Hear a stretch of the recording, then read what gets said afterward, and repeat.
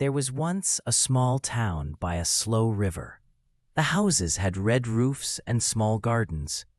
People walked slowly in the morning. They greeted each other at the corner store. In this town lived a young woman named Amina. Amina was kind and quiet. She liked to plant seeds and watch them grow. She liked to sit by the river and think. From the time she was little, Amina heard an old saying from her grandmother, "God have plan for you." The words were not perfect English, but the meaning was clear and warm. Her grandmother would smile and press Amina's small hands. "When you worry," she said, "remember this. God have planned for you." Amina learned the saying like a soft blanket. It made her feel safe. As Amina grew into a young woman, life did not always feel safe. She finished school and hoped for a job. She wanted to teach children or help at the clinic. But jobs were rare. People in the town said, "We must leave to find work." Many left to travel to the city. Amina thought of leaving too. She sat by the river and watched the water move. She remembered her grandmother's hands. "God have planned for you," she whispered to herself. One morning, Amina woke early and walked to the market. The air smelled of bread and dust. She hoped to find a job and a reason to go to the city. At the market, she met an old friend, Yusuf. Yusuf had left their town years before. Now he returned with news. "There is a school in the next village," he said. "They need a teacher for the little ones." Amina felt a quick joy. "I can teach," she said. "I will go." She thought this might be the plan, the answer to the prayer she kept in her heart. Her grandmother would be proud.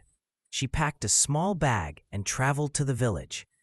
When she reached the school, she saw a small building with low windows. The children were shy at first, but Amina spoke to them with a calm voice and a gentle smile. She read stories, wrote letters on a blackboard, and made games. The children learned colors and numbers. Her days were full. For a while, Amina felt certain. She thought, "This is the plan." But seasons change. After a year, the school closed. The headmaster said the village could not pay the teacher's salary. Amina felt lost. She returned to her town with a heavy heart. The road felt longer than before. The river seemed slower. At home, her grandmother sat on the same old chair and held her hands. "God have planned for you," she said again, and Amina tried to believe it. She did not know where to go next. Amina took small jobs. She helped at the bakery and cleaned the clinic. She taught children who could pay a little. Money was small, but she had food and a bed. Yet inside, she felt a quiet worry, like a bird trapped in a room. She asked God for a sign. Each night, she looked up at the stars and asked, "What is my plan? Where should I go?" The stars listened, but they did not tell her the road. One day, a storm came. The rain was hard and the wind moved big branches. The river rose high. A house downstream broke its wall. People rushed to help. Amina ran with a group carrying sandbags. She and the others formed a long chain. They passed sandbags from hand to hand. When the storm calmed, an old man thanked everyone. He wanted to give something back. He said he had some seeds and tools and could give them to people who needed work. Amina accepted a small bag of seeds for the garden. A week later, while planting seeds, Amina saw a child at the edge of the garden. The child's name was Sammy. Sammy had a hurt leg. He could not go to school. He had never learned to read. Amina sat with him and showed him letters on a torn piece of paper. Sammy learned to write his name one slow letter at a time. He laughed often. His laugh sounded like bells in the air. Amina taught Sammy and other children near the garden. The children came in the afternoons after chores. They sat on logs or old crates. Amina read stories. She taught songs and colors. The small class grew. The adults watched and some gave a little money or food. The garden grew tomatoes and bell peppers. The garden became a place where children learned and played. People in the town began to notice. A woman from the city visited and spoke to Amina. She said, "There are many towns where children have no teachers. We have a small program to support learning. Would you like to lead it?" Amina's heart jumped. The program had books, pencils, and a small money gift each month. She felt warm, like a bird finding a window open. But with the money came rules. The program wanted a plan on paper. It wanted proof and reports. Amina had no skills in writing reports.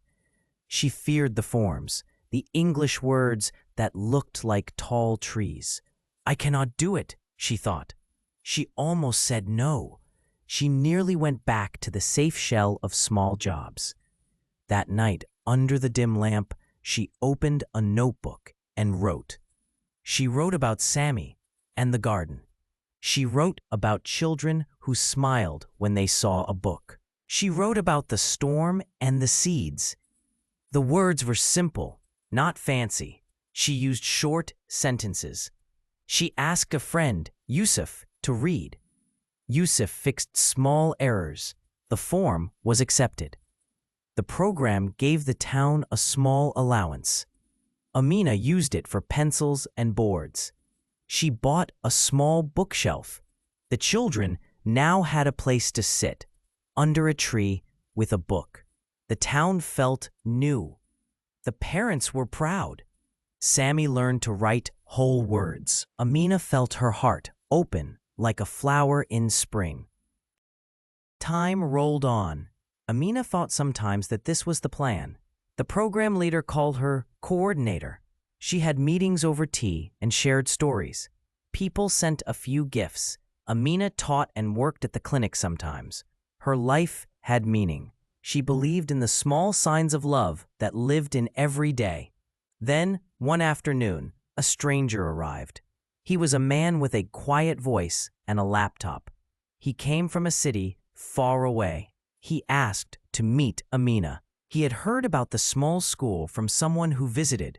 He was a filmmaker making a short video about ordinary people doing kind things. He hoped to find stories that could inspire others.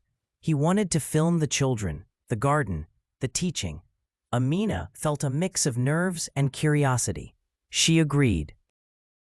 The filmmaker, named Daniel, filmed for a few days. He watched Sammy's careful letters. He filmed the garden in the rain. He put a small light in the dark clinic and recorded an old woman's laugh when she learned to read a recipe. When Daniel played the clips for the town, people sat with wide eyes. The video showed small hands and honest faces.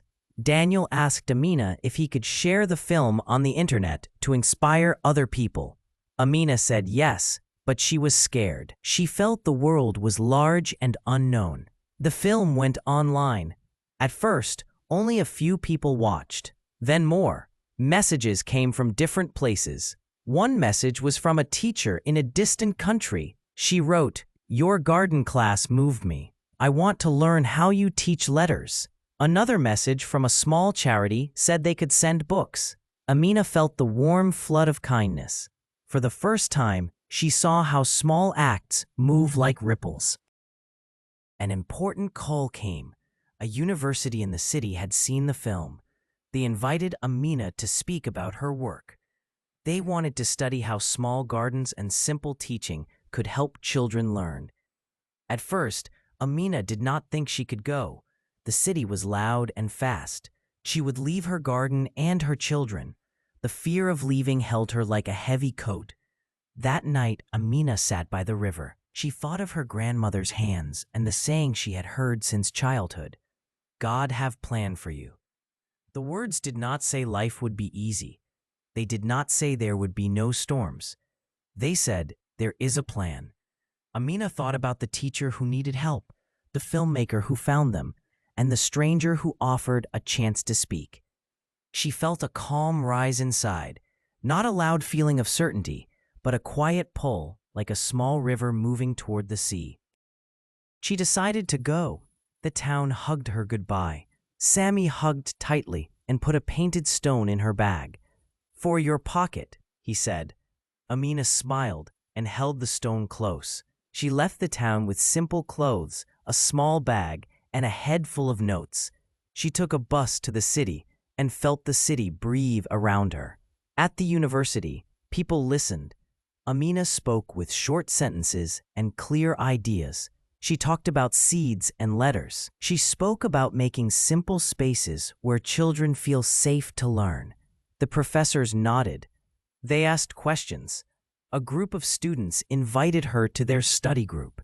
They wanted to see how they could help other towns.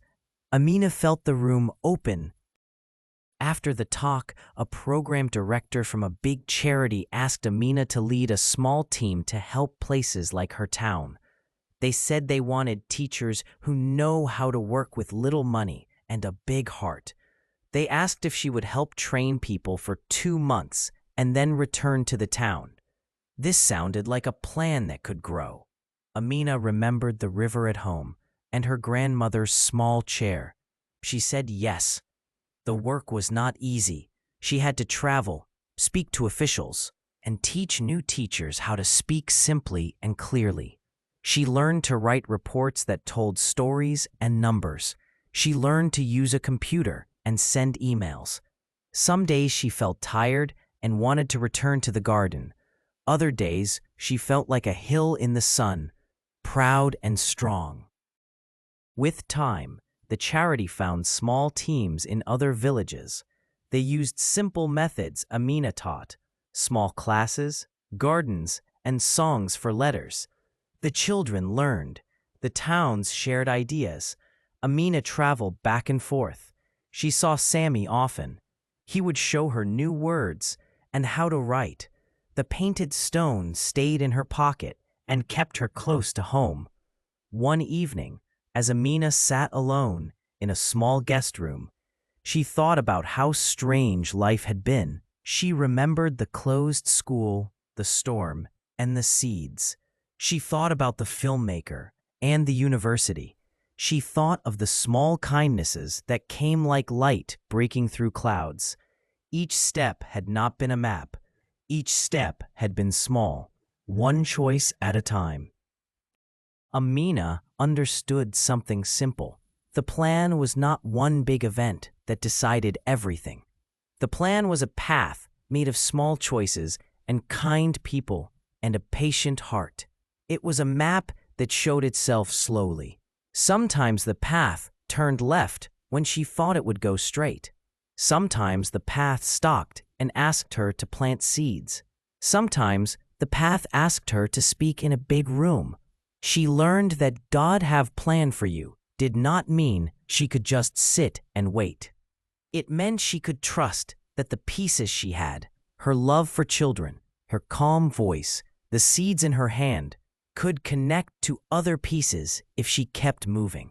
The plan was not a fixed script. It was a promise that when she acted with love, doors often appeared she did not expect. News traveled. One day, a young woman arrived at Amina's door from a far town. She had watched the old film and read the messages online. She wanted to learn how to start a small garden class. Amina welcomed her. The visitor said she had lost hope once, but then the story from the small town gave her courage. Amina remembered the first time her grandmother said the words. She felt a deep gratitude. Children grew. Sammy became a young man and wanted to be a nurse. He studied hard. The town changed slowly. More children learned to read. A new teacher moved back to the town after studying in the city. The town's bakery sold more bread. The river kept moving. Amina planted an olive tree beside the school. It was small at first, but it grew leaves and shade. Under its branches, children learned and sometimes fell asleep after a long day of play. Years passed. Amina's hair had a small silver thread. Her steps were not as quick. She sat more often and listened to others. People thanked her.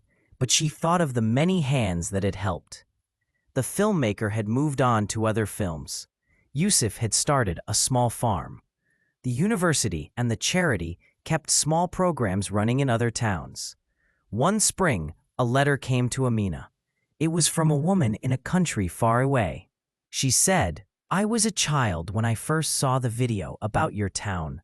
It made me learn to read. Now I am a teacher. I want to say thank you." Amina read the letter with tears in her eyes. She thought of the small stone that had been in her pocket so many years. She thought of the river, the storm, and the seeds. She understood clearly now what her grandmother had said. God have planned for you had been true, but not in the way she had first imagined.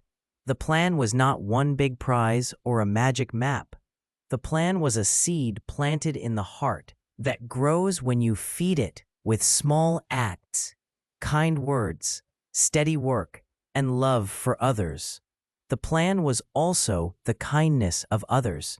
Doors opened not just because she knocked, but because other people helped build a door for her to step through. The plan was a community of small lights. Amina sat by the river one evening, watching the sun fall and color the water. She remembered each moment that had seemed like an accident, but turned into a step on a wider road. She thought of the storm that brought seeds to her, the filmmaker who saw a truth in small things, and the woman who later wrote a letter. She smiled softly and said the old words out loud, "God have planned for you." Her voice was quiet and full of calm. She did not know how far the plan would go. She only knew it had passed through her life, like a soft thread. She felt grateful for the small choices she made and the courage she had found when she needed it. The story of Amina spread slowly, not like a shout, but like a melody that returns. People who listened learned one simple truth: life will not always go as you think. Plans will change. Doors will close. The important thing is to keep moving with a gentle heart. Plant seeds where you stand. Teach what you can. Share what you have. Trust that small things connect to other small things. In the years that followed, many towns created small garden classes. Some failed and closed. Others grew. People learned to speak to children in simple words. They learned that teaching is small steps, not a big leap. They learned to write short reports that told real stories. They learned to ask for help. The world did not become perfect, but in many places, children began to read. Children learned to write their names and to hold a bird gently. Sometimes people asked Amina if she believed the phrase, "God have planned for you," because it sounded like destiny. She would smile and answer, yes and no. She would say, "I believe there is a kind order to life, but we must also act." The plan is like a riverbed. It helps the water move, but the water still flows and finds its own path. You must step into the river and paddle. Her words were simple and true. People who heard them felt less afraid. They felt they could try something small and see what happened. The idea made them brave in a quiet way. Near the end of Amina's life, the town prepared a small festival. Children sang songs they had learned from her. The olive tree she planted was now wide and strong. Sammy, the young man with a healed leg, came back as a nurse to help people. He held Amina's hand and told her about a new clinic that helped children learn and stay healthy. The town had changed little by little, like a painting with many careful strokes. Amina looked at the faces of the children and the friends who had stayed. She felt the thread of the plan wrap around her life. It held small joys and some tears. She knew not every worry had an answer. She knew that sometimes things hurt deeply and that grief also travels in the plan. But she felt a great peace in seeing that small things she did had touched other lives. On a quiet morning, Amina closed her eyes and breathed slowly. The town continued its daily motions, bread baking, children laughing, river moving. Her last thought was soft and clear. She thought of her grandmother who first said those words, and she whispered with a smile, "God have planned for you." After she passed, people told her story again and again. They did not tell it like a rule. They told it like a gentle invitation. The words gave courage to simple people who wanted to try small things. The story showed that a plan is not a prize you win by waiting. It is a path you walk, step by step, helped by others and by a quiet faith that small kindness matters. And in many towns, by rivers and hills, people planted seeds and opened small classes. They taught children to write letters and to sing songs. They remembered a woman with a calm voice who believed that small acts could shape a life. They remembered the painted stone in her pocket, which they put in a small box by the school. It was a simple stone, warm from many hands, and a quiet sign that even small things can mean a great deal. So when someone in those towns felt lost or afraid, they whispered the old saying, "God have planned for you." It was not a perfect promise, but a warm reminder to act with love, to accept help, and to keep planting seeds. The words wrapped around their lives like a soft blanket, giving them courage to move forward, one small step at a time.